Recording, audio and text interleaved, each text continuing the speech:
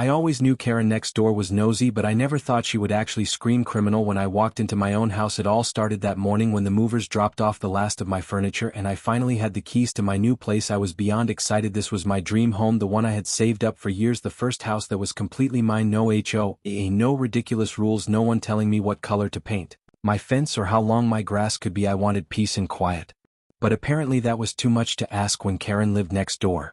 From the very first moment I stepped out of my truck, I could feel her eyes on me, that sharp stare from her porch, arms folded, lips tight, like she already had a problem with me. I tried to ignore it. I smiled, gave a small wave, hoping to start off friendly, but she didn't move an inch. She just stood there watching every box I carried in like she was taking notes on me. I should have taken that as a warning, because that woman was about to turn my first peaceful morning into pure chaos. When I finally reached for my front door key, I felt a strange chill. It was that feeling when you know someone's watching your every move. I looked back and there she was, still standing on her porch, phone in her hand, whispering to someone. I brushed it off, thinking maybe she was calling a friend, but as soon as I unlocked the door, she screamed so loud I thought something horrible had happened. She shouted, "Stop right there, what do you think you're doing?" I turned around confused. I said, "Excuse me," and she screamed again, saying, "Don't you dare go in there, I've already called the cops." I was so shocked I froze on the spot. I said, "Ma'am, this is my house, I just bought it last week," but she wasn't listening. She stormed toward me, waving her phone, yelling that I was breaking into the Johnsons' house, that she knew the family who lived here for years and I had no right to be on this property. I tried to explain the Johnsons sold it to me, but she just kept shouting, "Liar, thief, criminal." I could barely get a word in. She was pacing back and forth, muttering something about protecting the neighborhood from people like me, whatever that meant. I took a deep breath and stepped inside anyway, figuring she'd realize soon enough when the cops arrived and saw my paperwork, but she didn't calm down. Instead, she came right up to the porch, pounding on my door, yelling that she had video proof that I broke, and I just sat down on a box, shaking my head, wondering what kind of neighborhood I had moved into when I thought I was escaping HOA drama. Apparently the HOA had followed me even to a non-HOA neighborhood. A few minutes later I heard sirens in the distance and I knew she had actually called them. Unbelievable. Within 10 minutes there were 2 officers outside talking to her. She was pointing at my house, flailing her arms, and when I opened the door to greet them she shouted again, "See, I told you, that's him, that's the guy who broke in." The officers walked over, calm and professional. They asked me for ID and I handed them everything: the deed, the bill of sale, my driver's license, even the keys. They looked everything over, nodded, and one of them said, "Sir, everything checks out. Looks like this is your property." I could see Karen's face twist in disbelief. She shouted, "No, that's impossible. That house belongs to the Johnsons." The officer told her, "Ma'am, it was sold last month. It's public record." She went silent for a second, then said, "Well, even if he bought it, he didn't have permission to move in yet." I wanted to laugh, but I could tell she was serious. One of the officers sighed and said, "Ma'am, that's not how property ownership works." Then she tried another excuse, saying I didn't look like someone who could afford this house. That was the moment I realized this wasn't about the house, it was about control. She needed to feel in charge even when she had no authority.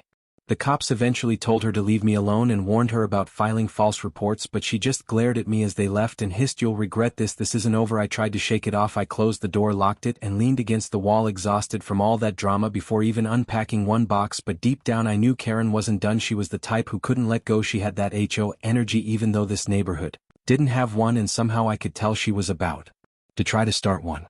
That night as I unpacked I noticed movement outside my window. It was Karen again, with her flashlight, walking around my yard taking pictures. I stepped out and asked her what she was doing, and she said she was documenting potential code violations. I reminded her again that there was no HOA and no neighborhood watch, but she just said not yet. That chilled me more than anything I'd heard all day.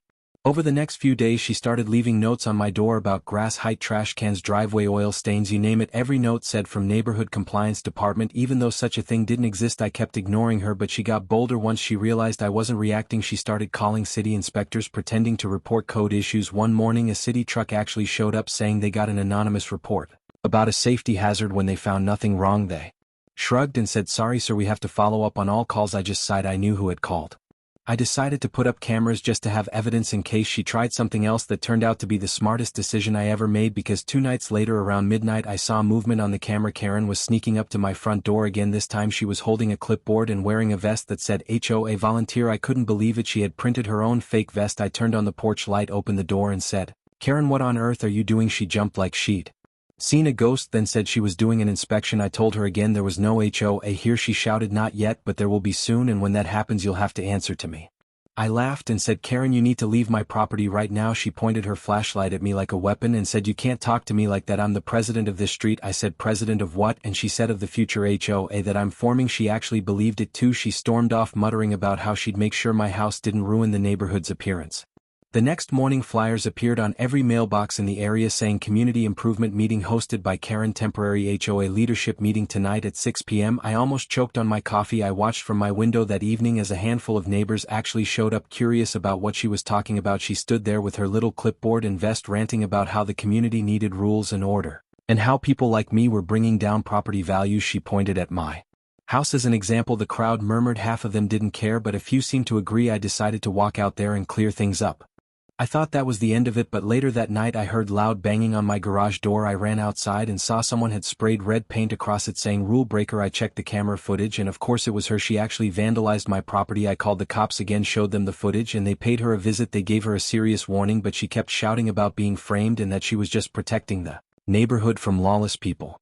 After that incident, most neighbors started avoiding her. They finally saw how unhinged she really was, but she wasn't done, not even close. She started filing fake noise complaints saying I was throwing parties. She even tried to block my driveway with her trash cans, claiming it was part of new parking regulation. When I moved them, she called me a criminal again, yelling loud enough for the entire street to hear. She shouted, "You don't belong here. This isn't your kind of neighborhood." I told her to stay off my property, but she just kept ranting about how she'd get the county to evict me. At that point I realized she was obsessed. This wasn't about me anymore. She wanted control over the entire street and I was the one person standing in her way, so I decided to fight back. But legally I gathered every report, every video, every note she left, and I built a solid case. The next time she tried anything I was ready.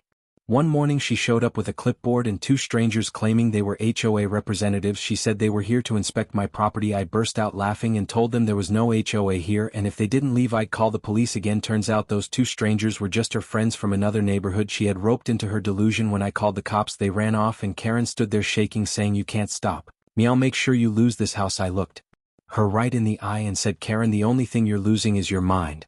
The police warned her again and this time they made her sign a trespass notice, but the look in her eyes told me she wasn't done, and I was right because that night she crossed a line I never thought she would. That's where everything changed for good. I will never forget that night because it was the moment I realized just how far Karen was willing to go. It was past midnight and the air outside was completely still. No traffic, no noise, just the sound of crickets and the faint ripple of the trees behind my house. I was half asleep when my phone buzzed from the motion alert on my camera. I opened it expecting maybe a stray cat or a passing car, but the second I saw the feed my heart dropped. There she was, Karen, standing in my driveway with a flashlight and something metallic in her hand.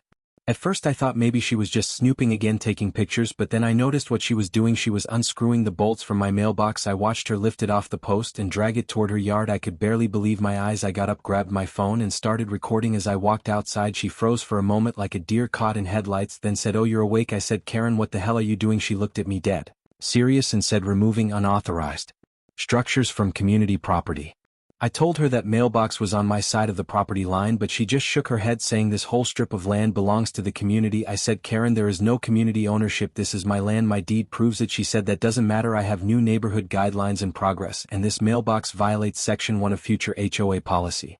I couldn't even respond. I just stood there trying to decide if this was some kind of nightmare. She kept talking about how she was planning to clean up the street and how people like me were standing in her way. She said once the city recognized her homeowners committee, I'd be the first to be fined. I told her to drop the mailbox and leave before I called the police again, and that's when she completely lost it. She screamed criminal again at the top of her lungs, waving her flashlight in my face like she was trying to blind me. She shouted, "Thief, trespasser, imposter," and I realized she wasn't trying to get rid of me anymore. She wanted to destroy me. She wanted everyone to see me as some kind of villain. I backed up and called the cops while she stood there yelling for the whole street to hear. Neighbors started turning on lights, peeking through blinds. She shouted things like, "He forged documents, he tricked the Johnsons, he's not the real owner." By the time the cops arrived she had thrown my mailbox onto my lawn and was pacing in circles ranting about citizen arrest. The officers were patient but firm. They told her she had officially violated her trespass order, and this time it was serious. She kept yelling even as they tried to talk her down. She shouted that they were helping a criminal and she would be contacting federal housing authorities. I just stood there in disbelief. I had never seen anyone unravel like that. They ended up detaining her that night for disturbing the peace and trespassing. As they took her away she glared at me and said, "This isn't over. I'll be back with proof that you don't belong here." And I thought maybe finally I'd get some peace while she sorted herself out, but peace never lasts long when it comes to someone like Karen. For a few weeks after that everything was quiet, too quiet. I started to think maybe she had moved away, maybe the embarrassment had finally sunk in, but then I started noticing strange things in my mail. My utility bills were missing, packages arriving already open, letters addressed to people who didn't live there anymore. I realized someone was messing with my mail, probably Karen again, maybe through a friend. I filed reports with the post office and they told me they'd look into it. Then one morning, I saw her walking down the street like nothing had ever happened, just smiling, waving at the neighbors, pretending she was perfectly normal. I couldn't believe she was back already. She looked at me with this fake sweet smile and said, "Good morning, neighbor, hope there's no hard feelings." I said, "Karen, after what you did you should stay far away from my property." She just laughed softly and said, "Oh, I don't plan to step on your property again, but that doesn't mean I won't be watching you." That sent chills through me. She turned and walked away humming like she was proud of herself.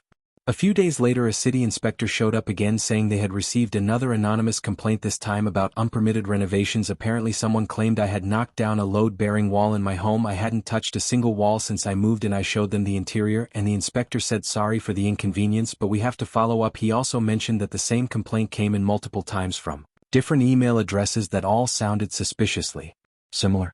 That's when I decided to set up even more cameras, hidden ones this time around the backyard near the fence and by the garage side door, because I had a bad feeling Karen wasn't done snooping. She wanted to catch me doing something, anything she could twist into another accusation, and sure enough 2 nights later my camera caught her again, this time trying to peek into my garage window with a small mirror on a stick. The next morning I went straight to the police station with the footage. They told me they'd handle it but warned me these kinds of harassment cases take time. I asked them how much time, because I couldn't keep living like this. They said they'd speak with her again, but unless she physically damaged something again or made a direct threat, their options were limited. That frustrated me more than anything. So I decided to play it smart. I printed every photo, every message, every piece of evidence and started preparing a harassment restraining order. It took a couple weeks, but finally the court granted it. She was officially forbidden from contacting me or coming within 50 feet of my property. When the deputy served her the notice, she stood there laughing. She said, "Oh, that's cute. You think a piece of paper can stop me?" I said, "Karen, it will, if you break it." And she said, "We'll see." For a little while after that, things seemed calm again, until one morning I woke up to find bright orange stickers on my windows saying unsafe property, unapproved modifications, violation of county code. I panicked, thinking maybe someone from the city had come by again, but then I looked closer. The stickers were fake, printed on cheap paper. You could see the ink bleeding through. I peeled one off and it actually said issued by Neighborhood Safety Committee and signed by Karen. That was the last straw. I called the sheriff and they sent someone right away. When the deputy saw the stickers, he shook his head and said, "This woman is out of control." He went straight to her house and warned her if she violated that order again she'd be arrested. She started yelling that I was framing her and that she was being persecuted for trying to keep the community safe. The deputy told her enough was enough. But even that didn't stop her, because the next day she started her biggest stunt yet. She created a Facebook group called the Neighborhood Defense Association and started posting pictures of my house claiming I was doing illegal activities. She took random shots of my tools in the garage and said I was running a business without a permit. People started messaging me asking what was going on. I had to post my own proof that everything was fake and that she was harassing me. Once again the community started seeing through her lies. One of my neighbors, Mark, came over that evening and said, "Hey man, I'm sorry about what you're dealing with. We all know she's nuts. She tried to get us to sign a petition to remove you from the street." I laughed in disbelief. He said, "Don't worry, we didn't sign it. We told her to stop spreading rumors." That gave me some relief. At least not everyone was buying her nonsense. Then came the breaking point. I got home from work one day and found the side gate open, the back door cracked. I rushed inside thinking maybe someone had broken in, but nothing was missing until I checked my living room. There was a stack of printed papers on my coffee table. I picked them up and froze. It was a full report Karen had written about me, with photos, maps, and hand-drawn notes about my daily routine. She even had times recorded when I left and came back from work. It was terrifying how much she knew.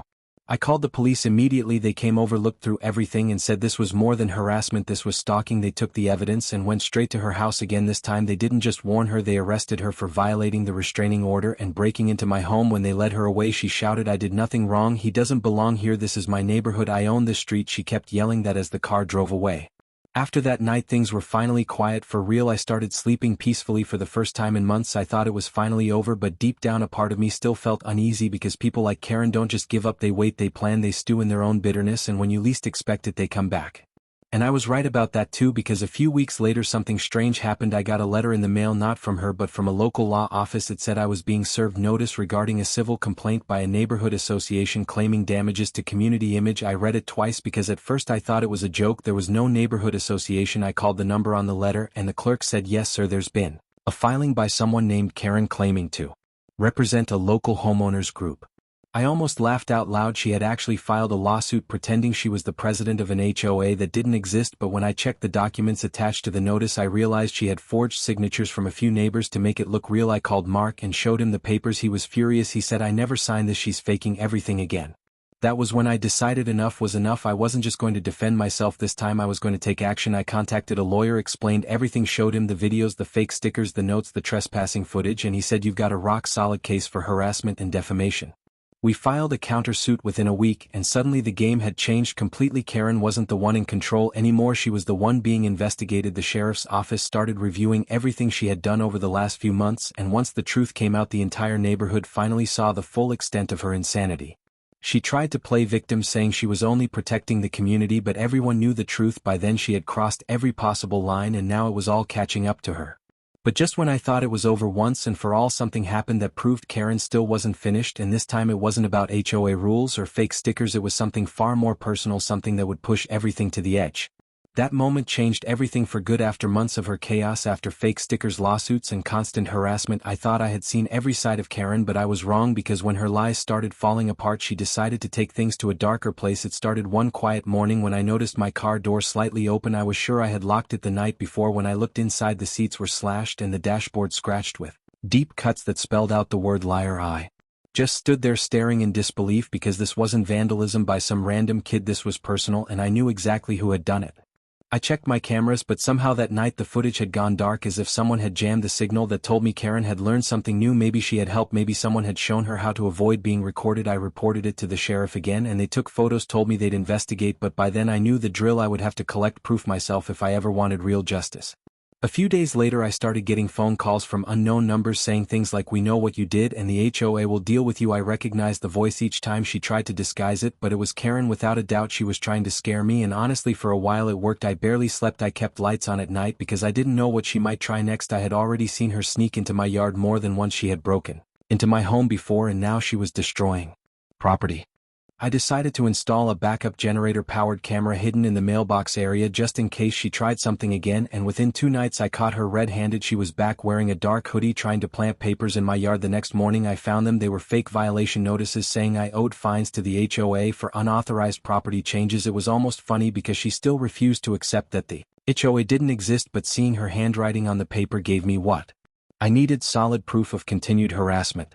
My lawyer added it to the case and said she was digging her own hole deeper every single day. He said the judge would not take this lightly, especially after the break-in and property damage. But while we built the case, she was building something else. She had started visiting other streets nearby, trying to convince people she was leading a legitimate neighborhood association. She even printed business cards calling herself community president. I saw her handing them out at the local grocery store one evening, bragging about how she was cleaning up crime. I kept my distance, watching as people politely nodded and then whispered to each other, clearly realizing she was out of her mind.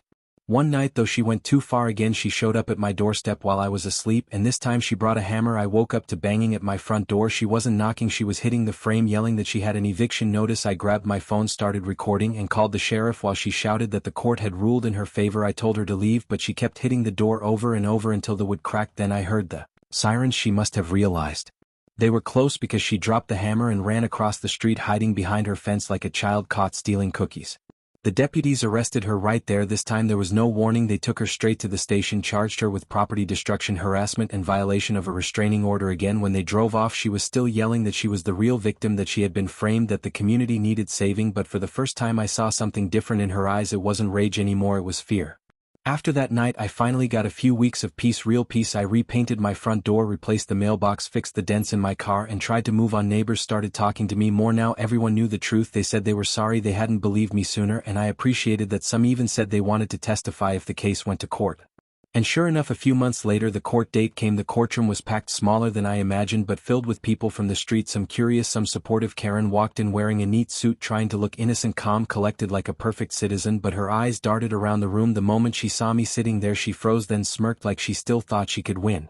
When the judge asked her to speak first, she started spinning stories about how I had moved in illegally, how she had been protecting property values and keeping the area safe. But as soon as my lawyer showed the videos and photos, her face started to crumble. Every fake sticker, every note, every video of her sneaking into my yard, every time she screamed criminal, all of it played on a big screen for the entire courtroom to see. You could hear the gasps from the neighbors sitting behind me. Then came the moment that sealed her fate. The officer who arrested her testified about the hammer incident, describing how she was caught damaging my door and claiming to be executing an eviction. The judge looked furious. He said, "Miss Karen, you have shown repeated disregard for the law and the safety of your neighbor." She tried to interrupt, saying she was doing her civic duty, but the judge cut her off, saying, "No, you were acting as if you owned authority you never had." When the verdict came, it was crystal clear: guilty on all counts: harassment, defamation, property damage, and violation of restraining orders. She was ordered to pay fines and restitution and to undergo counseling as part of probation. I didn't care about the money, I just wanted peace. The judge also extended the restraining order, permanently banning her from coming within 500 feet of my property. She glared at me one last time as they led her away, her voice shaky but still full of stubbornness. She said, "This isn't over, I'll make them see the truth." I just sat there calm for the first time in a long while, because finally everyone saw who she really was. There was no hiding, no twisting the story, no pretending she was the hero. She had built a fantasy world around herself and it had collapsed right in front of her. After that day, life slowly went back to normal. Neighbors started inviting me to barbecues. Kids played outside again without their parents worrying about being yelled at for touching the grass. The whole street felt lighter, like a dark cloud had lifted off our shoulders. I fixed up my yard, painted the fence bright white, and every time I looked at my home I felt proud, because I had fought for it, not just the walls or the roof, but for my right to live peacefully, without being bullied by someone drunk on control.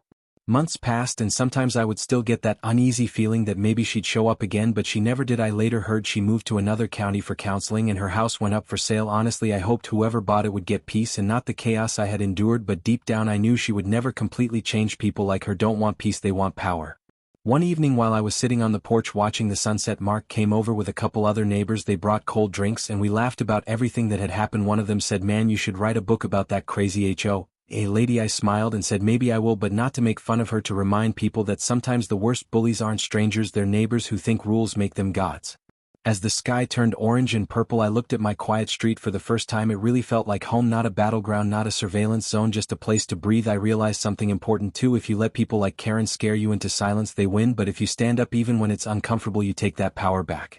So yeah, HOA Karen screamed criminal when I walked into my own house, and maybe back then I felt powerless, but now every time I unlock that same door I remember how far I've come and how she couldn't handle the truth, that I didn't need her approval, that I didn't belong to her HOA or her rules or her idea of control. I just belonged to my home, my peace, my freedom. And that's the story of how HOA Karen finally lost, not because I fought harder, but because she fought against reality itself, and the truth always wins in the end. If you enjoyed this story, don't forget to like, subscribe, and hit that bell icon, because the next HOA twist is even wilder.